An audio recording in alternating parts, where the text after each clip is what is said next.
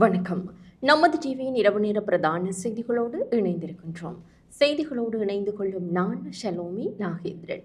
விரிவான செய்திகளை பார்ப்பதற்கு முன்னர் முதலில் தலைப்புச் செய்திகள். இஸ்ரேலில் அதிகரிக்கும் பதற்றம். இஸ்ரேலில் உள்ள இலங்கையர்களை அவதானத்துடன் செயற்படுமாறு அறிவுறுத்தல். மூடப்படும் மத்திய கிழக்கு நாடுகளின் வான்வெளிகள். ஸ்ரீலங்கன் ஏர்லைன்ஸ் விமான சேவை முக்கிய அறிவித்தல். சாணக்கியன் கோவிந்தன் கருணாகரம் இடையில் கருத்து மோதல். இலங்கை பாராட்டத்தக்க முன்னேற்றத்தை அடைந்துள்ளதாக IMF பாராட்டு. ஈஸ்டர் தாக்குதல் தொடர்பில் அரசாங்கம் வழங்கிய வாக்குறுதிகள் எங்கே? கொழும்பு பேராயர் கேள்வி. இஸ்ரேலின் தாக்குதல்களுக்கு ஈரான் பதிலடி. தொடரும் பதட்டம். அடுத்தடுத்து வான்பரப்பை மூடும் உலக நாடுகள். தொடர்பான உள்நாட்டு செய்திகள்.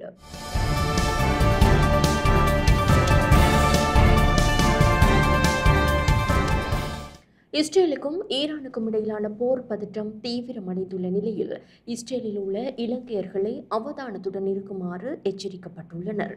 இஸ்ரேலில் உள்ள இலங்கையர்கள் மிகவும் விழிப்புடன் இருக்க வேண்டும் என்று இஸ்ரேலுக்கான இலங்கை தூதர் நிமல் பண்டாரா தெரிவித்துள்ளார். இஸ்ரேல் ஈரானிய போர் தீவிரமடைந்து வரும் நிலையில் மத்திய கிழக்கு பிராந்தியத்தில் ஏற்பட்டுள்ள சூழ்நிலையை எதிர்கொள்ளும் வகையில் அவதானமாக செயற்படுமாறு அறிவுறுத்தப்பட்டுள்ளது. மேலும் இஸ்ரேலுக்கு செல்ல திட்டமிடுபவர்கள் தங்கள் விமான பயணங்களை தாமதப்படுத்துவது நல்லதென்று அவர் குறிப்பிட்டுள்ளார். இஸ்ரேல் முழுவதும் அவசர கால நிலை பிரகடனப்படுத்தப்பட்டுள்ளது. மேலும் இஸ்ரேல் மற்றும் ஈரான் உட்பட பிராந்தியம் முழுவதும் விமான பயணங்கள் நிறுத்தப்பட்டுள்ளன. அத்துடன் இஸ்ரேலில் உள்ள இலங்கையர்கள் உணவு மற்றும் மருந்து உள்ளிட்ட அத்தியாவசிய பொருட்களை அருகில் வைத்திருக்க வேண்டும் என்று இஸ்ரேலுக்கான இலங்கை தூதுவர் மேலும் தெரிவித்துள்ளார். மத்திய கிழக்கு வான்வெளிகள் மூடப்பட்டு பிராந்திய பதற்றம் அதிகரித்து வருவதால் ஐரோப்பிய விமான பாதைகளில் தற்காலிக மாற்றங்களை ஸ்ரீலங்கன் ஏர்லைன்ஸ் அறிவித்துள்ளது. மத்திய கிழக்கு நாடுகளில் ஏற்பட்டுள்ள பதட்டமான சூழ்நிலை காரணமாக சில வான்வெளிகள் மூடப்பட்டுள்ளதாக ஸ்ரீலங்கன் ஏர்லைன்ஸ் விமான சேவை தெரிவித்துள்ளது. இதனால் லண்டன் உட்பட ஐரோப்பிய நாடுகளின் வான்வெளி தடங்களில் பல்வேறு மாற்றங்கள் மேற்கொள்ளப்பட்டுள்ளதாக ஸ்ரீலங்கன் ஏர்லைன்ஸ் விமான சேவை தெரிவித்துள்ளது. இதன் காரணமாக ஐரோப்பிய நாடுகளுக்கான விமான சேவைகளின் போது விமான பயணத்திற்கான நேரம் அதிகரிக்கக்கூடும். லண்டனில் இருந்து கொழும்பை வந்தடைந்த UL 504 விமானம் எரிபொருள் நிரப்புவதற்காக மாற்றுப்பாதையில் டோஹாவிற்கு திரும்பி அனுப்பப்பட்டது. இதேவேளை கொழும்பிலிருந்து பாரிஸ் நோக்கி புறப்பட்ட UL 501 விமானம் மாற்றுப்பாதையில் பயணிக்கின்றது. மேலதிக தகவல்களுக்கு ஸ்ரீலங்கன் ஏர்லைன்ஸ் விமான சேவையின் 1979 மற்றும் 94 11 777 19 79 அல்லது 94 74 444 19 79 என்ற தொலைபேசி இலக்கங்களுக்கு தொடர்பு கொள்ளுமாறு அறிவிக்கப்பட்டுள்ளது. 43 வருடங்களாக தான் ஒரே கட்சியில் இருப்பதாகவும் தன்னை கட்சியிலிருந்து விலக சொல்ல சாணக்கியனுக்கு என்ன அருகதை இருக்கின்றது என முன்னாள் பாராளுமன்ற உறுப்பினர் கோவிந்தன் கருணாகரன் கேள்வி எழுப்பினார். முடிந்தால் ஜனாவை கட்சியில் இருந்து நீக்கி காட்டுங்கள் என பாராளுமன்ற உறுப்பினர் செல்வம் அடைக்கலநாதனுக்கு மட்டக்களப்பு மாவட்ட பாராளுமன்ற உறுப்பினர் ராசமாணிக்கம் சாணக்கியன் நேற்றைய தினம் சவால் விடுத்திருந்தார். இந்த நிலையில் மட்டக்களப்பு மாவட்ட முன்னாள் பாராளுமன்ற உறுப்பினர் கோவிந்தன் கருணாகரன் இன்றைய தினம் அவரது இல்லத்தில் ஊடக சந்திப்பொன்றை ஏற்பாடு செய்திருந்தார். தம்பி சாணக்கியன் அவர்கள் என்னை பற்றிய பல அவதூறுகளை வெளிப்படுத்தியிருந்தார். இது விடயமாக சில விளக்கங்கள் கொடுக்க வேண்டிய கடமைப்பாட்டில் நான் உள்ளேன். ஏதோ வைத்துக் கொண்டு நாறுது மணக்குது என்று கூறுவதை போன்று தங்களுக்குள்ளே இருக்கின்ற பிரச்சனைகளை, தங்களுடைய கட்சி பிரச்சனைகளை நீங்கள் இன்று நீதிமன்றம் வரைக்கும் கொண்டு விட்டு மக்களை புதினம் பார்க்க வைத்திருக்கும் நீங்கள் என்னை என்னுடைய கட்சியில் இருந்து இடைநிறுத்துவதற்கு, சவால் விடுவதற்கு நீங்கள் ஆரப்பா? உங்களுக்கு என்ன அருகதை இருக்கின்றது? கட்சிக்கு மாறாக நடந்திருந்தேனானால் கட்சி எனக்கு நடவடிக்கை எடுக்கும். நீ யார் அதை கேட்கிறதுக்கு? உனக்கு அந்த அதிகாரத்தை யார் தந்தது? முதல் உங்களோட கட்சிக்குள்ளே இருந்து உங்களோட கட்சிக்கு எதிராக செயற்படுற நீங்கள் உட்பட உங்களுக்கு உங்களுடைய கட்சியால் நடவடிக்கையை எடுங்கள். மற்ற கட்சிகளுக்குள் என்ன நடக்கின்றது என்பதை எட்டி பார்க்க வேண்டாம். என்னை பொறுத்த மட்டிலே 43 வருடமாக ஒரே கட்சியிலே ஒரே கொள்கையுடன் தமிழ் தேசியத்திற்காகத்தான் நான். இலங்கை பாராட்டத்தக்க முன்னேற்றத்தை அடைந்துள்ளதாக IMF அறிவித்துள்ளது. கடினமான மற்றும் மிகவும் தேவையான சீர்திருத்தங்களை செயல்படுத்துவதில் இலங்கை பாராட்டத்தக்க முன்னேற்றத்தை அடைந்துள்ளதென சர்வதேச நாணய நிதியத்தின் தகவல் தொடர்பு துறையின் இயக்குநர் யூலி கோசாக் தெரிவித்துள்ளார். இந்த முயற்சிகள் உண்மையில் பலனளிக்க தொடங்கியுள்ளதாகவும் அவர் ஊடகங்களில் தெரிவித்துள்ளார். பொருளாதார வளர்ச்சியில் வலுவான மீட்சி, குறைந்த பணவீக்கம், அதிகரித்து வரும் சர்வதேச இருப்புகள், மேம்பட்ட நிதி வருமான வசூல் மற்றும் கிட்டத்தட்ட முடிக்கப்பட்ட கடன் மறுசீரமைப்பு செயல்முறை ஆகிய பல முக்கிய குறிகாட்டிகளை அவர் சுட்டிக்காட்டியுள்ளார். இந்த முன்னேற்றங்கள் பொருளாதார நெருக்கடியின் உச்சத்திலிருந்து நாடு அடைந்த மிகப்பெரிய முன்னேற்றம் என்றும் அவர் குறிப்பிட்டுள்ளார். எனினும் பயணம் இன்னும் முடிவடையவில்லை. கட்டமைப்பு சீர்திருத்தங்களுக்கான தொடர்ச்சியான உறுதிப்பாட்டின் முக்கியத்துவத்தை அவர் கோடிட்டு காட்டியுள்ளார். இந்த நடவடிக்கைகள் தமது நிர்வாக குழுவால் மதிப்பாய்வு செய்யப்பட்டதும் இலங்கைக்கு சுமார் 344 மில்லியன் அமெரிக்க டாலர் நிதியுதவி கிடைக்கும். இந்நிலையில் நிர்வாக குழுவின் முடிவுக்கான சரியான திகதி இன்னும் அறிவிக்கப்படவில்லை என்றாலும் அது சரியான நேரத்தில் பகிரங்கப்படுத்தப்படும் என்று யூலி கோசாக் உறுதிப்படுத்தினார். ஜனாதிபதியின் ஜெர்மனிக்கான விஜயத்தின் 3வது நாள் இன்றாகும். ஜேர்மன் கூட்டாட்சி குடியரசிற்கு உத்தியோகபூர்வ விஜயம் மேற்கொண்டுள்ள ஜனாதிபதி அனுரகுமார திசாநாயக்க இன்றைய தினம் சுற்றுலா மற்றும் பயண தொழில் சங்கங்களின் பிரதிநிதிகளின் சந்திப்பில் கலந்து கொள்கிறார். ஜேர்மன் வர்த்தக மற்றும் கைத்தொழில் சம்மேளனத்தின் தலைமையகத்தில் ஏற்பாடு செய்யப்பட்டுள்ள வர்த்தக மாநாட்டிலும் கலந்து கொள்வார். ஜனாதிபதி அனுரகுமார திசாநாயக்கவுக்கும் ஜேர்மன் பொருளாதார ஒத்துழைப்பு மற்றும் அபிவிருத்தி அமைச்சர் ஆகியோருக்கு இடையிலான சந்திப்பும் இன்று இடம்பெறவுள்ளது. பின்னர் ஜனாதிபதி ஜெர்மனியில் வசிக்கும் இலங்கையர்களையும் சந்திக்க உள்ளார். வெளிநாட்டு அலுவலர்கள், வெளிநாட்டு வேலைவாய்ப்பு மற்றும் சுற்றுலாத்துறை அமைச்சர் விஜித கேரத் மற்றும் அரசாங்கத்தின் சிரேஷ்ட அதிகாரிகளும் இந்நிகழ்வுகளில் பங்கேற்க உள்ளனர். ஈஸ்டர் தாக்குதல் குற்றவாளிகள் தொடர்பில் அரசாங்கம் வழங்கிய வாக்குறுதிகள் பொய்யாகியுள்ளதாக கொழும்பு பேராயர் குற்றம் சுமத்துகிறார். ஈஸ்டர் தாக்குதல் குற்றவாளிகளை கண்டறிந்து நீதியின் முன் கொண்டுவர அரசாங்கம் அளித்த வாக்குறுதியை மறந்துவிட்டதாக கொழும்பு பேராயர் கர்தினால் மெல்கம் ரஞ்சித் ஆண்டகை விமர்சனம் வெளியிட்டுள்ளார். ஈஸ்டர் ஞாயிறு பயங்கரவாத தாக்குதலுக்கு நீதி வழங்க விசேட வழக்கு பதிவாளர் அலுவலகம் ஒன்றை நிறுவுவதாக அரசாங்கம் தெரிவித்த வாக்குறுதியை தற்போது மறந்துவிட்டதாக கொழும்பு பேராயர் தெரிவித்துள்ளார். கொச்சிக்கடை புனித அந்தோனியார் தேவாலயத்தில் நடைபெற்ற சிறப்பு பூஜை நிகழ்வில் உரையாற்றிய அவர் இதனை தெரிவித்தார். ஈஸ்டர் தாக்குதலால் பாதிக்கப்பட்ட மக்களுக்கு நீதி வழங்க அரசாங்கம் தமது தேர்தல் வாக்குறுதி அளித்திருந்தது. ஆனால் அந்த வாக்குறுதியை இப்போது மறந்துவிட்டது போல் தெரிகிறது. அவர் கண்டனம் வெளியிட்டார். ஈஸ்டர் தாக்குதல் தொடர்பான உண்மைகள் மறைக்கப்படுவதால் பாதிக்கப்பட்ட குடும்பங்களுக்கு இதுவரை முழுமையான நீதி வழங்கப்படவில்லை என்றும் அவர் வலியுறுத்தியுள்ளார். அனுராதபுரம் சிறைச்சாலை அத்தியட்சகர் மோகன் கருணாரத்ன மீண்டும் விளக்கமறியலில் வைக்கப்பட்டுள்ளார். அனுராதபுரம் சிறைச்சாலை அத்தியட்சகர் மோகன் கருணாரத்னவை எதிர்வரும் 23ஆம் தேதி வரை விளக்கமறியலில் வைக்க உத்தரவிடப்பட்டுள்ளது. இன்று அவர் அனுராதபுரம் நீதவான் நீதிமன்றத்தில் ஆஜர்படுத்தப்பட்ட போது இந்த உத்தரவு பிறப்பிக்கப்பட்டது. பல்வேறு மோசடிகள் மற்றும் ஊழல் குற்றச்சாட்டுகளுக்கு தண்டனை பெற்ற கைதி ஒருவரை ஜனாதிபதி பொது மன்னிப்பின் கீழ் விடுவித்த குற்றச்சாட்டின் பேரில் மோகன் கருணாரத்ன கடந்த 8ஆம் தேதி பிற்பகல் குற்றப்புலனாய்வு திணைக்களத்தினால் கைது செய்யப்பட்டமை குறிப்பிடத்தக்கது.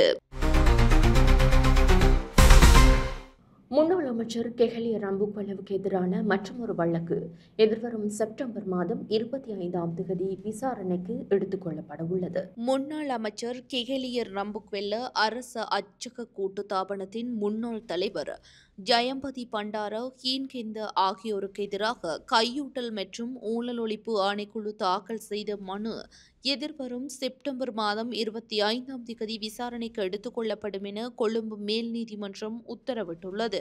கெகலிய ரம்புக்வெல்ல வெக்சன ஊடக அமைச்சராக பதவி வகித்த போது தனது தனிப்பட்ட கையடக்க தொலைபேசியின் 2,40,000 ரூபாய் கட்டணத்தை அரச அச்சக கூட்டு தாபனத்தின் நிதியிலிருந்து செலுத்தி அரசாங்கத்திற்கு நட்டத்தை ஏற்படுத்தியுள்ளதாக இவர்கள் மீது குற்றம் சாட்டப்பட்டுள்ளது. இந்த வழக்கு இன்று கொழும்பு மேல் நீதிமன்ற நீதிபதி சுஜீவ நிசங்கவின் முன்னிலையில் அழைக்கப்பட்டது. இதன்போது பிரதிவாதியான கெகலிய ரம்புக்வெல்ல சார்பில் முன்னிலையான சிரேஷ்ட ஜனாதிபதி சட்டத்தரணி சுகவீனம் அடைந்துள்ளதால் வழக்கு விசாரணைக்கு வேறொரு திகதியை வழங்குமாறு கோரப்பட்டது. இந்த வழக்கு 2015ஆம் ஆண்டு தாக்கல் செய்யப்பட்டமையால் வழக்கு விசாரணைக்கு ஒரு குறுகிய கால இடைவெளியை வழங்குமாறு கையூட்டல் ஒழிப்பு ஆணைக்குழு சார்பில் முன்னிலையான சட்டத்தரணி கூறியமை குறிப்பிடத்தக்கது. யாழ்ப்பாணத்தின் பல கடற்கரையோரங்களில் கரையொதுங்கும் பொருட்கள் தொடர்பில் பொதுமக்களை அவதானத்துடன் செயற்படுமாறு அறிவுறுத்தப்பட்டுள்ளனர். யாழ் மாவட்டத்தின் புங்குடுதீவு தெற்கு கரையோர பகுதி, குறிகட்டுவான், நைனாதீவு மற்றும் நெடுந்தீவு கரையோர பகுதிகளில் பிளாஸ்டிக் மற்றும் பொலித்தீன் தயாரிப்புக்கான மூலப்பொருட்கள் கரையொதுங்கியுள்ளன. இதன் காரணமாக பொதுமக்கள் அச்சமடைந்துள்ளனர். கடற்சூழல் பாதுகாப்பு அதிகார சபையின் மாவட்ட கடற்சூழல் உத்தியோகத்தர்களினால் குறித்த பிளாஸ்டிக் துகள்கள் அடையாளம் காணப்பட்டுள்ளன. அடையாளம் காணப்பட்ட பொருட்கள் பிளாஸ்டிக் மற்றும் பொலித்தீன் தயாரிப்புக்கான பிரதான மூலப்பொருள் என்பதுடன் இது சூழலுக்கும் மனிதனுக்கும் பாதிப்பை ஏற்படுத்தக்கூடியதெனவும் தெரிவிக்கப்பட்டுள்ளது.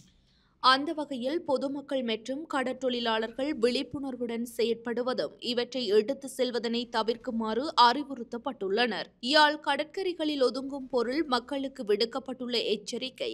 இதேவேளை கரையொதுங்கியுள்ள பிளாஸ்டிக் துகள்கள் குறித்து உடனடியாக விரிவான ஆய்வொன்றை மேற்கொள்ளுமாறு தேசிய நீரியல் வள ஆராய்ச்சி மற்றும் அபிவிருத்தி முகவர் நிலையத்திற்கு கடற்றொழில் அமைச்சர் பணிப்புரை விடுத்துள்ளார். கடல் மாசடைதல், குறிப்பாக பிளாஸ்டிக் கழிவுகளால் ஏற்படும் மாசடைதல் சுற்றுச்சூழலுக்கும் கடல்வாழ் உயிரினங்களுக்கும் பெரும் அச்சுறுத்தலாக இருப்பதால் இந்த நிலைமை குறித்து உடனடியாக விசாரணை நடத்தி அறிக்கை சமர்ப்பிக்குமாறு நாரா நிறுவன அதிகாரிகளுக்கு அமைச்சர் அறிவுறுத்தியுள்ளார். இந்த பிளாஸ்டிக் துகள்கள் வந்த வழி, அவற்றின் தாக்கம் மற்றும் எதிர்காலத்தில் இவ்வாறான சம்பவங்களை தவிர்ப்பதற்கு எடுக்கப்பட வேண்டிய நடவடிக்கைகள் குறித்து ஒரு விஞ்ஞான ரீதியான அறிக்கையொன்றின் அவசியத்தை அமைச்சர் மேலும் வலியுறுத்தியுள்ளார்.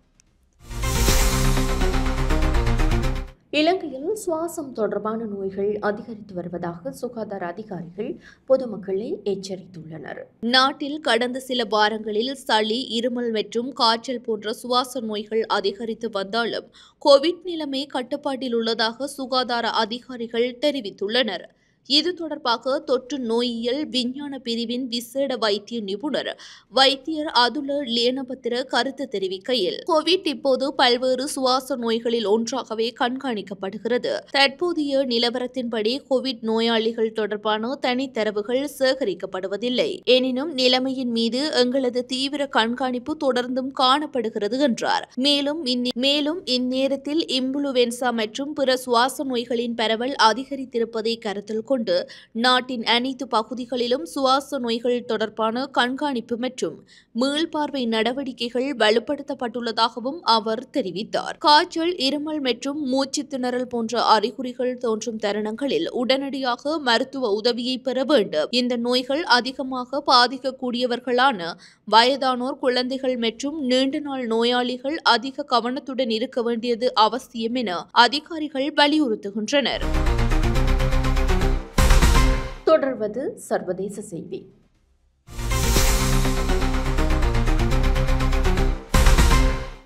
இஸ்ரேலின் தாக்குதலுக்கு பதிலடியாக ஈரான் இஸ்ரேல் மீது 100 ஆளில்லா விமானங்களை ஏவியுள்ளதாக தெரிவிக்கப்படுகிறது. இதேவேளை ஈரானுக்கும் இஸ்ரேலுக்கும் இடையிலான பதற்ற நிலையை அடுத்து ஜோர்தான் தனது வான்பரப்பை மூடியுள்ளது. இஸ்ரேல் பாதுகாப்பு படைகள் தற்போது இந்த அச்சுறுத்தல்களை தடுத்து நிறுத்துவதற்கு பாதுகாப்பு அமைப்புகளை பயன்படுத்தி வருவதாக சர்வதேச ஊடகங்கள் தெரிவிக்கின்றன.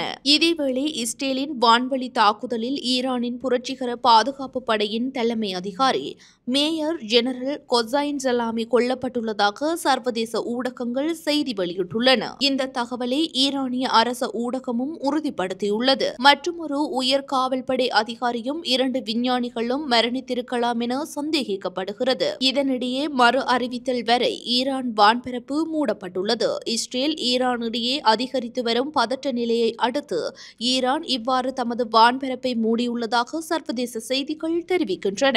எனவே இஸ்ரேல் வான்பரப்பு மூடப்பட்டுள்ளமை குறிப்பிடத்தக்கது. மேலும் ஈரான் மீதான இஸ்ரேலின் தாக்குதலால் உலக சந்தையில் மசகு எண்ணெய் விலை சடுதியாக உயர்ந்துள்ளது. 10% வரை மசகு எண்ணெயின் விலை உயர்வடைந்துள்ளது. இதன்படி உலக சந்தையில் WTI ரக மசகு எண்ணெய் பீப்பாய் ஒன்றின் விலை $74.85 அமெரிக்க டாலர்களாக அதிகரிப்பை பதிவு செய்துள்ளது. அத்துடன் பிரெண்ட் ரக மசகு எண்ணெய் பீப்பாய் ஒன்றின் விலை $76.05 அமெரிக்க டாலராக அதிகரிப்பை பதிவு செய்துள்ளது. இதேவேளை உலக சந்தையில் இயற்கை எரிவாயுவின் விலை இன்றைய தினம் $3.59 அமெரிக்க டாலராக அதிகரிப்பை பதிவு செய்துள்ளது. இனி தொடர்வது விளையாட்டுச் செய்தி.